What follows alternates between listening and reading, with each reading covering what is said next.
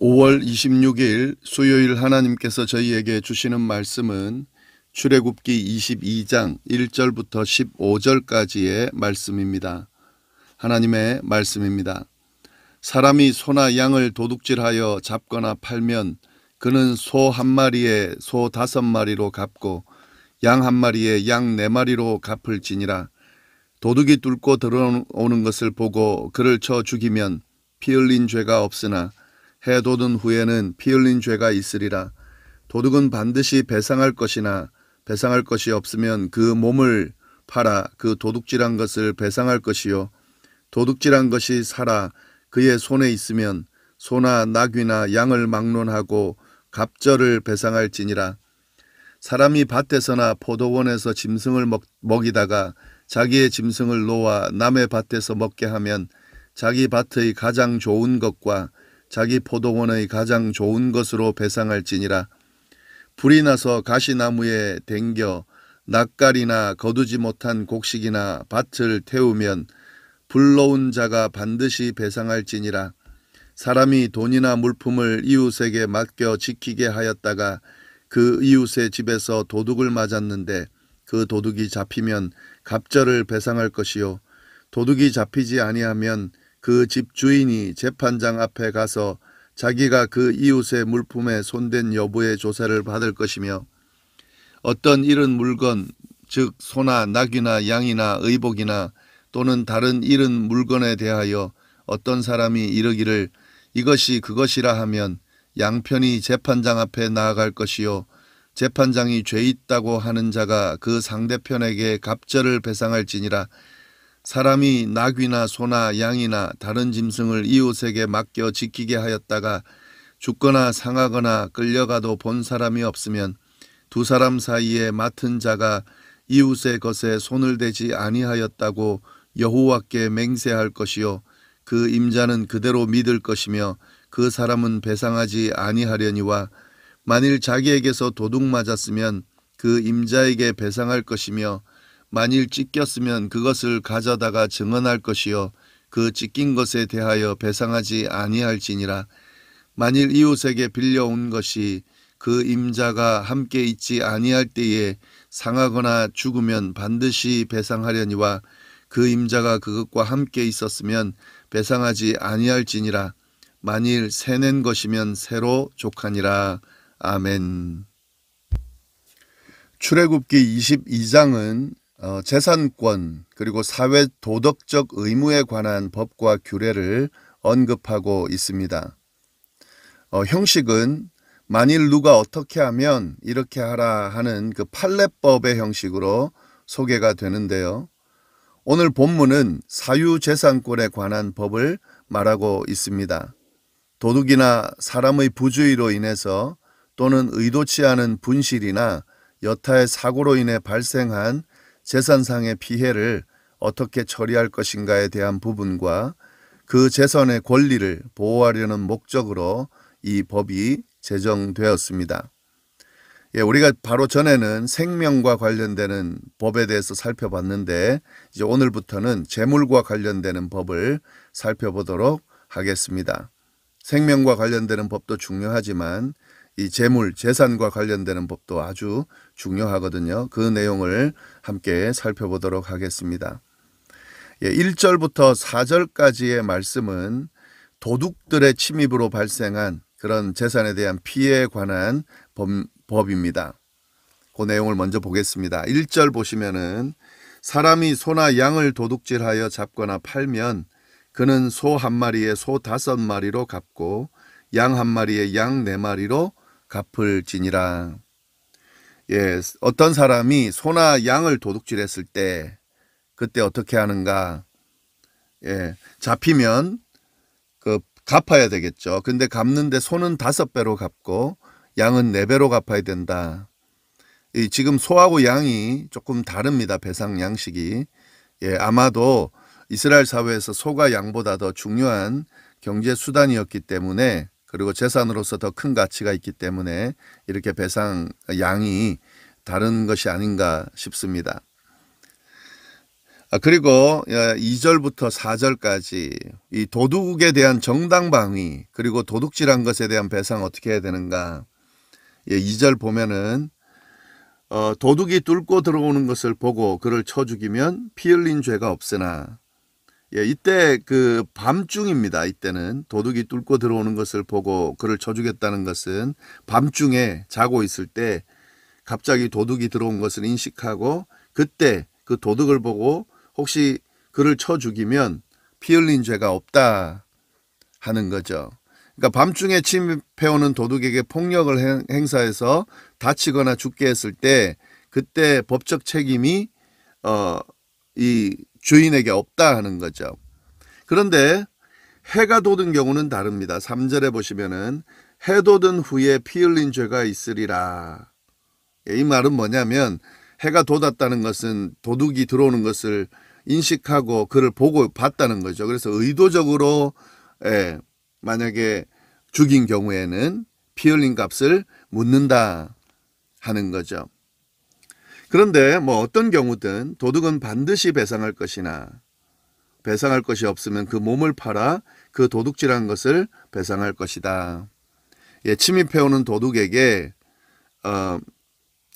밤중에 식별을 구별하기 힘들 때에 그때 폭력을 행사했을 때 다쳤을 경우에 죽었을 경우에는 법적 책임 묻지 않지만 해가 돋아서 인식할 수 있을 때 식별할 수 있을 때 했을 경우에는 그거는 의도적으로 그렇게 한 거기 때문에 죄가 있다. 그러나 어떤 경우든 그 도둑은 반드시 배상해야 된다 하는 거죠. 배상할 것이 없는 경우에는 자기 몸을 팔아서라도 배상을 해야 된다. 그렇게 되어 있습니다. 그리고 도둑질한 것이 살아서 그의 손에 있으면 뭐 나중에 잡히거나 할 때에 그 도둑질한 것이 그대로 살아 있을 경우에는 소나 낙이나 양을 막론하고 갑절을 배상해야 된다 하는 거죠. 이 아까 1절에 나온 것과 다르죠. 소나 양을 도둑질해 가지고 잡아서 먹어버리거나 팔아버리면 그거는 소는 5마리로 양은 4마리로 갚는데 살아있다. 그럴 경우는 그대로 그것을 다시 돌려받을 뿐만 아니라 갑절로 배로 더 배상을 해야 된다 하는 거. 그게 지금 도둑질 했을 때 도둑의 침입으로 인해서 피해가 발생했을 때에 관한 판례법이다 하는 거죠. 그 다음에 5절 6절 말씀은 이 부주의로 인해서 곡식의 피해를 입었을 경우에는 어떻게 하는가 하는 거죠. 5절 6절 말씀 한번 읽어보겠습니다. 사람이 밭에서나 포도원에서 짐승을 먹이다가 자기의 짐승을 놓아 남의 밭에서 먹게 하면 자기 밭에 가장 좋은 것과 자기 포도원에 가장 좋은 것으로 배상할 지니라. 불이 나서 가시나무에 댕겨 낯가리나 거두지 못한 곡식이나 밭을 태우면 불러온 자가 반드시 배상할 지니라. 이 부주의로 인해서 피해를 입힌 거예요. 다른 사람의 밭이나 포도원에 자기가 먹이던 기르던 짐승이 먹거나 아니면은 불이 나게 해서 피해를 입히거나 할 때에 어떻게 해야 되는가 하는 거죠. 그때는 남에게 피해를 입힌 그 주인이 자기 밭이나 포도원에서 최상품의 곡식이나 열매로 배상을 해야 된다 하는 거죠. 그러니까 그냥 피해를 입힌 정도가 아니라 최상으로 그 주인이 피해를 더 입지 않고 더 혜택을 볼 수 있게끔 그렇게 배상을 해야 된다 하는 거죠. 그리고 만약에 불을 지르면 불을 놓은 자가 반드시 책임이 있다 하는 거죠. 불을 타게 해서 다른 사람에게 피해를 입혔을 경우에 그 불을 낸 사람에게 배상의 책임이 있다 하는 거고요. 그리고 이제 7절부터 15절까지 나머지 부분의 말씀은 이 맡긴 물건이나 그 맡긴 짐승의 피해에 관한 법입니다. 그걸 좀 보면은 7절부터 9절은 이웃에게 맡긴 물건이 도난당했을 때 어떻게 하는가. 7절 보시면 사람이 돈이나 물품을 이웃에게 맡겨 지키게 하였다가 그 이웃집에서 도둑을 맞았는데 그 도둑이 잡히면 갑절을 배상할 것이요 도둑이 잡히지 아니하면 그 집주인이 재판장 앞에 가서 자기가 그 이웃의 물품에 손댄 여부의 조사를 받을 것이다 하는 거죠.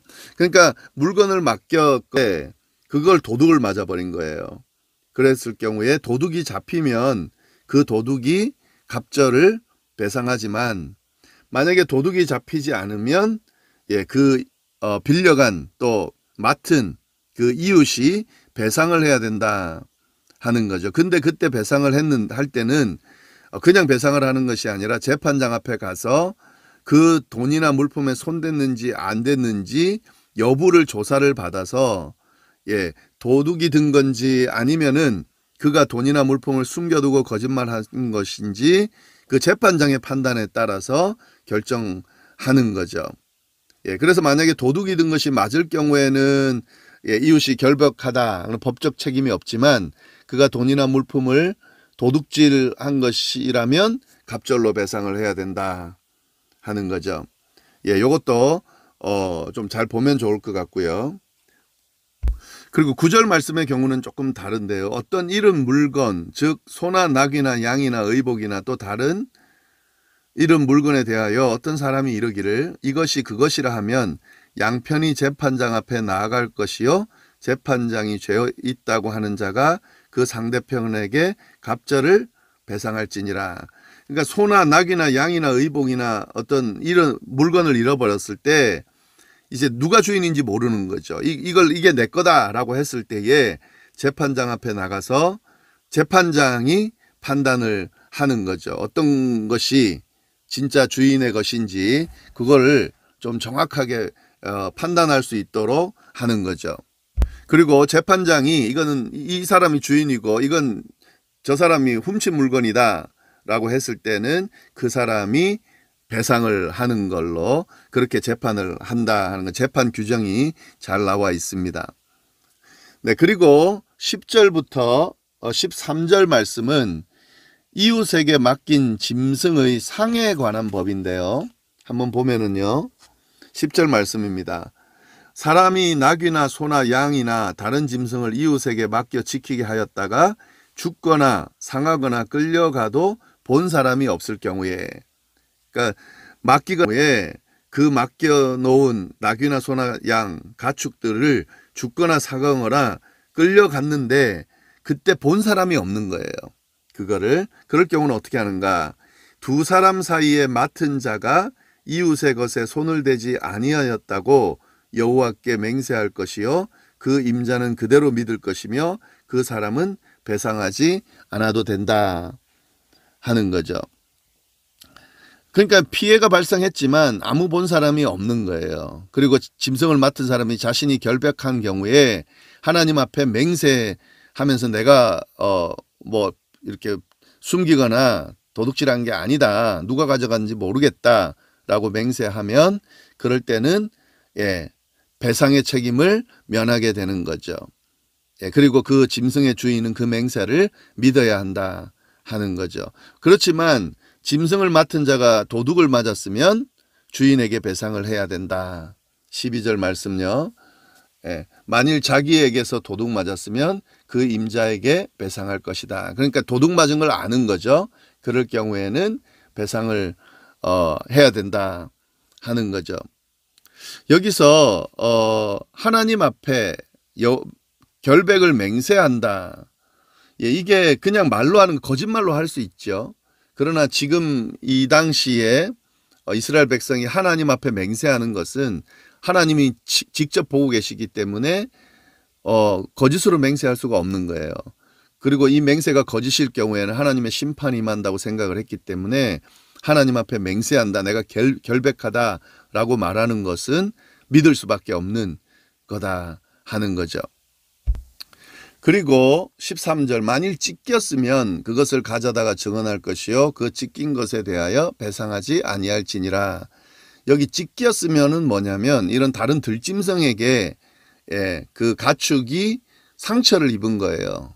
그럴 경우는 어떻게 해야 되냐? 그걸 가져다가 주인에게 증언을 하면 그 찢긴 것에 대해서 배상하지 않아도 된다 하는 거죠. 억울하게 지금 그 피해를 입지 않도록 주인이든 맡은 자든 지금 굉장히 정교하고 자세하게 법이 그렇게 잘 세워져 있습니다.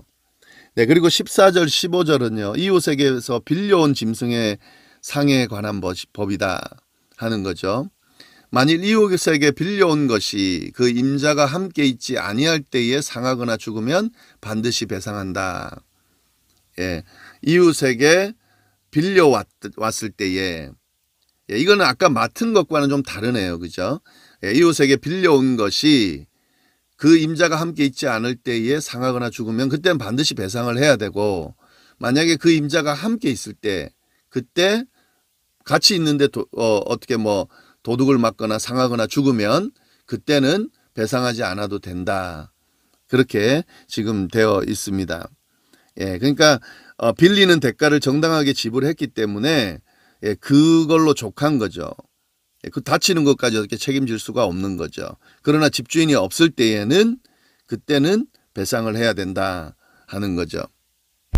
네, 이 부분은 빌린 것에 대해서 관한 법이고, 앞에 거는 맡은 것에 대한 법이라는 거 좀 잘 구분하면 좋을 것 같습니다. 네, 이 법들을 보면은요, 이 지금 나중에 어떤 일이 발생했을 때 잘 적용해 볼 수 있는 그런 판례들이 자세하게 언급이 돼 있고, 예, 이걸 통해서 개인의 재산을 잘 보호할 수 있도록, 또 특히 억울한 일을 당하지 않을 수 있도록, 예, 그렇게 법이 잘 제정되어 있다는 것을 알 수가 있고요. 그러나 이 법을 제정해 주시는 이유는, 예, 개인을 지키기 위함도 있지만 이를 통해서 사실 공동체를 지키기 위해서 이 법이 주어졌다 하는 거죠. 하나님께서 이스라엘 백성들과 언약을 맺으면서 그 언약 백성, 언약 공동체가 하나님의 백성으로서, 예, 다투지 않고 잘 그렇게 형성되어서 그 공동체를 잘 유지할 수 있도록, 그리고 멤버들, 그 공동체의 일원들, 백성들 간에 서로 억울한 일 당하지 않고 좋은 평화의 관계를 유지할 수 있도록 하기 위해서 이 법이 주어졌다 하는 거 좀 잘 보시면서 이 법 하나하나를 좀 잘 보면 좋겠습니다. 사실 이것은 오늘날에도 충분히 적용할 수 있는, 왜냐하면 이게 지금 양심에 관한 법이거든요. 당연히 그렇게 해야 되는 그런 법의 내용들입니다. 오늘날에도 물론 이런 것과 비슷한 법들이 쭉 있죠. 그 세상의 법들이 이런 것들을 잘 규정하고 그렇게 되어지고 있는데, 여하튼 이 하나님께서 주신 이 법, 또 특별히 하나님에 의해서 하나님이 지켜보신다고 생각하는 그런 상황에서 주어진 법이기 때문에요. 이 법 하나하나가 참 소중합니다. 잘 좀 보시면서, 예, 그 마음속에 좀 잘 새겨두시기를 바랍니다. 기도하겠습니다. 하나님 아버지, 감사합니다. 하나님께서 귀한 법을 이스라엘 백성들에게 주시면서 하나님의 백성으로 살아가는 귀한 방법들을 잘 제시해 주심에 감사를 드리고, 이것이 결국 그리스도인인 우리에게도 동일하게 적용된다는 사실을 우리가 잘 깨달으면서 그리스도인답게 사는 법이 어떤 법인지 또 깨닫게 하시니 감사합니다. 말씀 하나하나 잘 새기고 말씀 따라 사는 저희가 될 수 있도록 인도하여 주옵소서. 함께하여 주시기를 간절히 바라고 살아계신 예수님의 이름으로 기도드립니다. 아멘.